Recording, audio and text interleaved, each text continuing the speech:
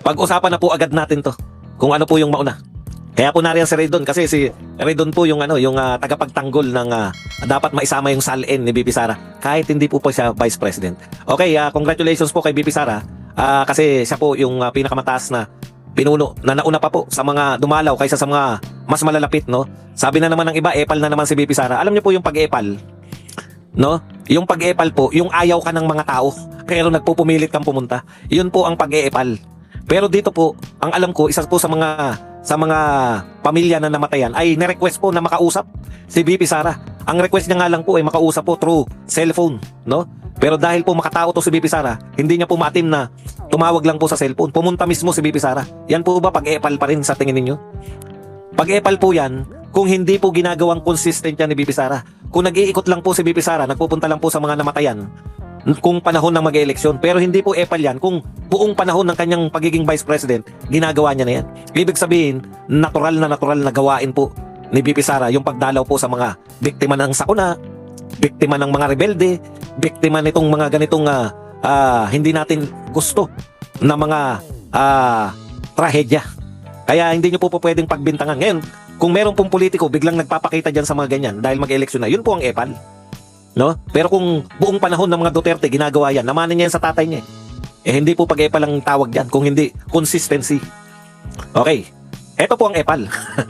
Binanatan po ni Senator Robin Padilla. Ito pong gagawing investigasyon ni Risa Hontiveros tungkol po dito sa Tacloban shooting.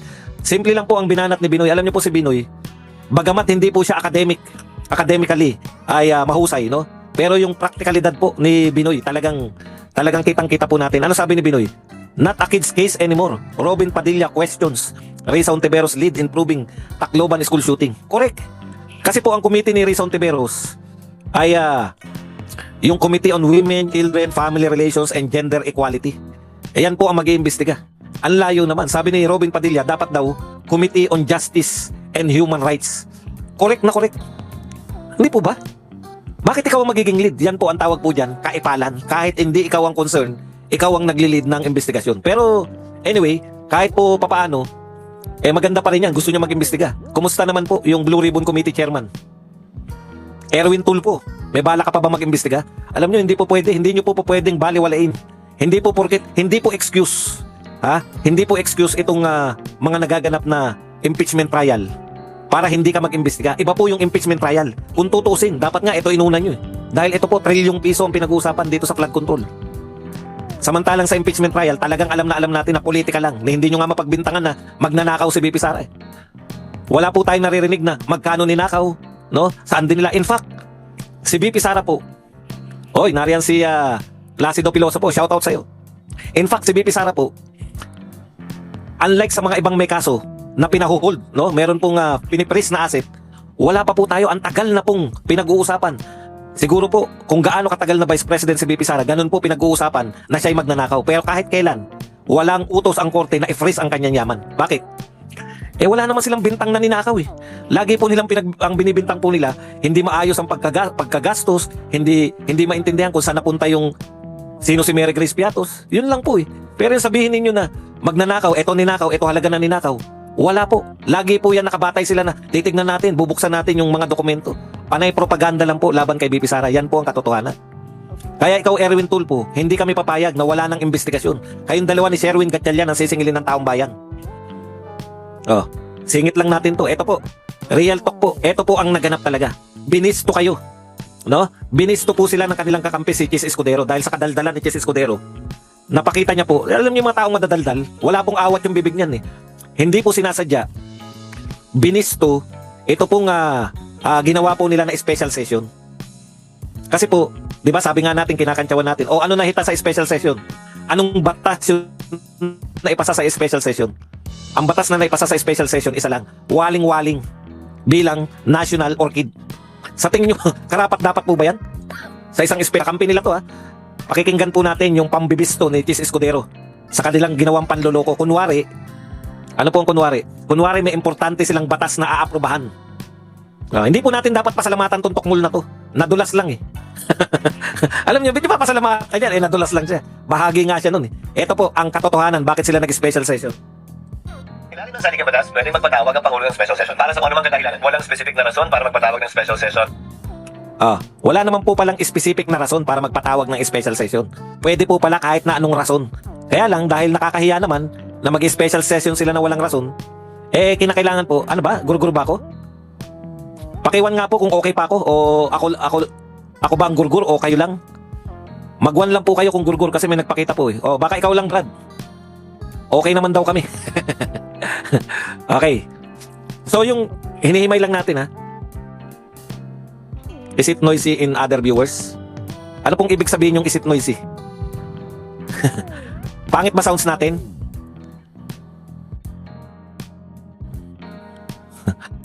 Tingnan po natin. Sabi ni Chis Escudero, ang sabi po ni Chis Escudero ay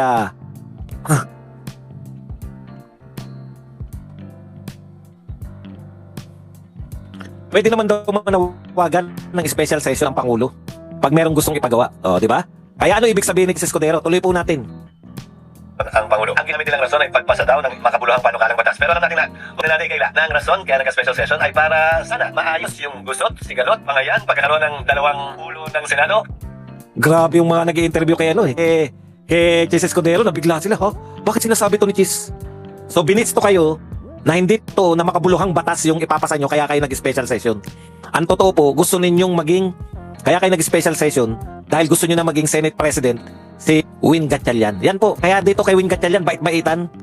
Katulad ng mga hudas na si Chis Cariote at saka to si JIL Joel, Judas is Lord. Binisto na kayo. Totoo naman eh. Ano po patunay? Ano ang batas na nagawa nila? Wala. Wala. Ibig sabihin, nagdahilan lang para dahil may 13 na sila, nagdahilan lang para maging Senate President na si Win Gatchalian. Kaya ito pong kinakaharap po natin, mga bait-baitan pero mga manloloko. Okay. Punta na po tayo rito sa ating main topic. Mga main topic. Ito po, mula po sa Manila Bulletin. Breaking. Police on Tuesday night. Tuesday night? Ano ba ngayon? Miyerkules? Kahapon pa pala to. Filed murder, frustrated murder, and serious physical injuries cases against the 15-year-old child in conflict with the law. Yan po pala ang tawag dyan, no? Child with conflict with the law. Hindi po natin sila tatawagin batang kriminal, kung hindi child with conflict with the law. Ayan. So yung 15 years old po, kinasuhan. Ayan. Involved in the shooting at San Jose National High School in Tacloban City on Monday. The CICL and witness arrived at Buluwagan ng Katarungan here for inquest proceedings at 9 p.m. The two CICLs tested positive during the paraffin test. They also tested positive for gunpowder nitrates, including the firearms recovered from them. Both are right-handed. No cases were filed against the 14-year-old suspect as he is exempt from criminal liability for his age.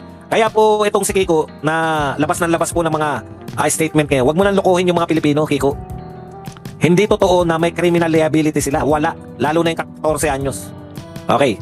So ibig sabihin mga kapatid, kinasuhan po yung 15 kasi ang 15 and below pala, 15 plus 1 day, pwede ka na kasama ka na ron sa bracket na 15 to 18. Okay? Pwede ka nang makasuhan. Depende sa discernment. Ibig sabihin po ng discernment, depende kung alam mo na ikaw ay gumagawa ng krimen o hindi. So doon po siya kasama sa 15 to 18. Pero child pa rin po ang tawag sa kanila, minor pa rin. Malaki po pagkakaiba ng minor at ng 18 pataas. Kasi ang 18 pataas, itatrial ka na bilang adult. Okay. So, alam nyo, ako natututo din eh. Dahil inaalam natin, siyempre, bigla tayong napaparesearch. Ano ibig sabihin ng kinasuhan na siya? Di ba?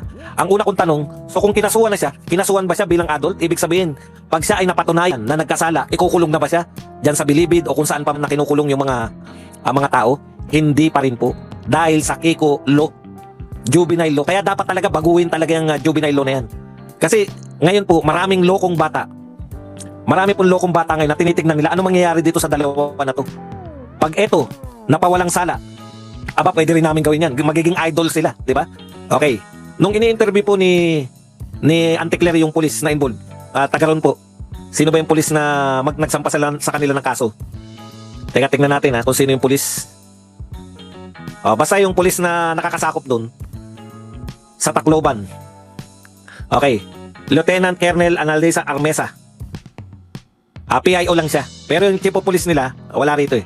Okay, ano po ibig sabihin nun? Itatry po siya sa kasong murder, yung 15 anyos, yung 14 wala.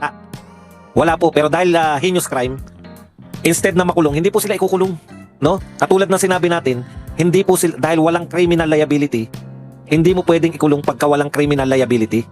So, ibig sabihin, etong bata na to, doon lang sa bahay, may tawag doon sa bahay na yun eh. Bahay Kalingap, hindi. Teka lang. Kayo na nga po magsabi kung anong bahay yan. May tawag po dyan sa pagkukulungan. Hindi po sila pagkukulungan. Hindi po sila ikukulong sa kulungan. Parang i-rehab lang sila. Hanggang sa... Hindi. Bahay, silungan ba yun? Pakiano nyo lang nga po yung mga nakakaalam para hindi na po tayo mag-research. Sayang ang oras eh. Basta sa DSWD. Yan. Pag-asa. Yun. Bahay Pag-asa. PBB. Okay, yung 14. Pero ito po itatrial. O di okay pala ba dong? Matatrial pala. O di akala ko nga. Wala na pong Boys Town, wala na pong Boys Town. Basta yun po, Bahay Pag-asa po ang tawag. So doon po siya, yung 14 anyos, ikukulong po siya ng 1 taon. Hindi po kulong pala. 1 taon siyang yung kakalingain. Bibigyan ng gatas ng ina. Nakita ko si Astrid, gatas ng ina kagad na nasa isip ko eh. 1 taon siyang kakalingain doon. After 1 year, palalayain na po yung bata pag nagbago. Okay, 14 anyos. Iba po yung kaso nung 15 kasi 15 plus 1 day. 15 na eh. Okay, sa madaling salita po, kakasuhan po siya, lilitisin po. Di badong wala palang pagkakaiba. Di ba? Wala siyang pagkakaiba sa adult na. Hindi po, malaki po pagkakaiba. Lilitisin ka pag napatunayan kang guilty, murder to ha. Sa normal po, ibig sabihin na normal, yung adult na 18 pataas. Ang murder, reclusion perpetua. Habang buhay na pagkakabilanggo. Pag yan po binilang sa years, 40 years yan, more or less. So kung 3 counts of murder, 120 years kang makukulong. Gagaling yun eh. I-add yun eh. O yun po sa normal. Pero po dito, suspended the sentence. Suspend po yung sentence. Kasi siya ay isang minor. Badong, ano ibig sabihin na suspended yung sentence? Ang ibig sabihin po na suspended yung sentence, hindi ka sesentensyahan. Saan siya maglalagay? Maglalagay po siya doon sa bahay Pag-asa. Yun po yung pinakamalaking pagkakaiba. Kahit po napatunayan po na alam mo yung ginagawa mo. 15 anyos ka na mahigit. Pero dahil ikaw ang tingin sa'yo ay bata pa, minor de edad, hindi ka po pwedeng makulong sa normal na kulungan. Actually, hindi ka makukulong. Hindi pa rin po makukulong. Ikaw po ay suspended sentence. Sinuspende yung sentence mo. Anong ibig mo sabihin na suspended yung sentence? Suspendido, hindi ipapatupad yung sentensya mo. Dahil ikaw ay minor de edad. Ikaw ay dadalhin sa bahay Pag-asa ng DSWD para ikaw ay rehabilitate ng minimum ng 1 taon. So, pagkatapos ng 1 taon, pag ikaw ay sa tingin mo nagbago na, sa tingin ng mga tao, nakapatay ito ha, yung nangyari sa Tacloban. Pag sa tingin po ng mga DSWD, ikaw ay nagbago na, tumino ka na, laya ka na after 1 year. Pag hindi ka pa matino, doon ka pa rin, pero hindi ka pa rin ikukulong. Paano pag 18 ka na? Regardless, kasi ginawa mo yan nung minor ka eh. Hindi ka pa rin ikukulong sa normal na kulungan, diyan ka pa rin sa bahay hanggang sa ikaw ay magbago, hanggang 21 years old. Paano ba dong pag 21 years old, laya ka na? Pag hindi ka talaga nagbago, gumawa ka pa rin ng mga krimen, lilitisin ka na rin sa krimen. Pero yung dati mong krimen na nagawa nung minor ka, wala na po yun. Kaya yun yung malaki pong pagkakaiba eh. No? Yan po yung malaking pagkakaiba ng batas na ito. Samantalang kanina may nagtanong sa amin, bakit sa Amerika na pinagkopyahan ni Kiko, 13 years old, mabibilanggo? Nasentensya yata ng 10 years, so sinabi nung yun po pagkakaiba. Sinagot po yan ni Kiko Barsaga eh. Sabi nung nagtanong kay Kiko Barsaga, Congressman, bakit sa Amerika may 13 years old na kabataan na nakapatay, bakit sinintensyahan? Sabi ni Kiko Barsaga, kasi wala silang senador na Kiko Pangilinan. Di ba? Kiko Pangilinan. Ngayon, ano po yung sinasabi ng pulis? Maganda po, pakinggan din natin. Wag lang po yung mga, kung sila Jesse Escudero, pakinggan natin. Pakinggan po natin itong sinasabi ng pulis. Kasi eto po yung moves ng mga epal eh. Ang daming epal na politiko, sabi nila, dapat iban yung mga mararahas. Hindi po ako naniniwala dyan. Mararahas, yung mga mararahas daw na video game, dapat daw hindi na pinapalabas yan dito sa atin, dapat daw hindi pinapalaro. Kalokohan po yan. Matagal na po tayo naglalaro ng mga patayan eh. Hindi po ba mula po sa Super Mario? Di ba pa? Okay. Isa pa, yung mga napapanood, yung lumaki po tayo, nanonood tayo ng WWE, di ba? Dugo-dugugang yung mga wrestler eh. Wala pong epekto yan. Lumaki tayo, nanonood tayo ng Voltes 5, Masing Garcia, na pinapatay po yung mga, yung mga matagal na po yan. Actually, nagcha-champion po tayo ngayon sa e-sports. Ano ba yung sa tingin niyo yung mga e-sports na yan, di ba? Hindi po yan yung mga dapat nire-resolve nyo. Samantalang ang sabi ng bata, sabi ng pulis. Pakinggan muna natin yung pulis para maunawaan nyo po yung gusto kong sabihin. Samantalang ito po yung sinasabi ng pulis na nagsabing kakasuhan na nila. Ito kausap niya rito si Auntie Claire eh. Bakit ba nila na wala silang magiging criminal liability? Yung po, tinitignan natin, ma'am, yun na ang... kasi nasa tamang pag-iisip po sa initial evaluation natin sa kanila, ma'am. So, most probably, iniisip po nila that they will be accepted from criminal liability, ma'am. Malinaw po. Alam ng mga bata na ma-exempt sila sa criminal liability kaya nila ginawa yun. Hindi po sinabi ng pulis, kanonood po nila yan ng mga video game, ano tawag doon? Kanonood po nila sa mga social media. Wala po sinabing ganun eh. Alam daw nila na wala silang criminal liability dahil bata. Di ba? Tuloy natin. Baka may masabi pa to si Iki. At nagkamali yung isa dahil above 15 na siya. Pwede na po siyang i-trial sa dahil above 15 years old na po siya. Tapos may... Pero below 16 siya, sir. Yes, ma'am. Yung review na rin po natin, ma'am, na 15 years upon your birthday at 1 day na, ma'am, considered po na above 15. Okay. 15 plus 1 day is above 15. So nagkamali daw yung isa na pagkwenta. Kasi tinitingnan nila may combo eh. Ayan nakikita ko. Takay makasuhan kita, murder ngan, illegal post of firearms. No bro, we stole it. Minors can't be charged. Pati yung katwiran nila, di ba? Kinuha natin yung baril, ninakaw natin. Hindi tayo pwedeng kasuhan. Yes bro, that's illegal possession because we don't have license. Yeah, we can be charged but it says it will be handled different. Alam po nila, ang dinidiscuss po nila yung kaso, yung batas po na juvenile law nito ni Kiko Pangilinan. Hindi po sila nagdi-discuss ng sinabi ng bata, napanood ko yung ganung video game. Naku, meron silang pinagbabaril na school. Gayahin natin. Hindi eh. Ang linaw po ng usapan nila eh. Naapektuhan po sila. Gusto nilang itry kung yung batas ba talaga ni Kiko ay hindi sila makukulong o hindi. Sabi nga ng pulis, nagkamali nga yung 15 anyos kasi pagkaintindi niya, 15 anyos, walang criminal liability. May criminal liability dahil 15 plus 1 day. Yun po yung dito. Yan po yung lutasin ninyo kasi yan yung nasa combo eh. Kaya mali-mali ito yung mga kanya-kanya na naman. Dapat hindi tayo nagpapalabas ng mga mararahas na mga video game, etc. etc. Paanong nakakapek? Normal na po yan eh. Hindi po dapat yan yung nilulutas nyo, etong batas na to. Dapat kasi yan, kahit minor, kulong mo na 10 taon kung heinous crime o kung ano pa man. Dapat alam nila na may parusa. Hindi po ako naniniwala na yung bata hindi dapat parusahan. Sa eskwelahan nga, may mga parusa sila, di ba? Pag nangopya, anong gagawin mo? Hayaan mo lang. Bata kasi yan, nangungopya eh. Grade 6, nangungopya. Hindi niya ba alam na mali yung pangungopya? Tsaka tarantaduhan niya. Ang pananaw nila sa bata yata, abnormal. Hindi po abnormal yung mga bata. Alam po nila yung mali at tama.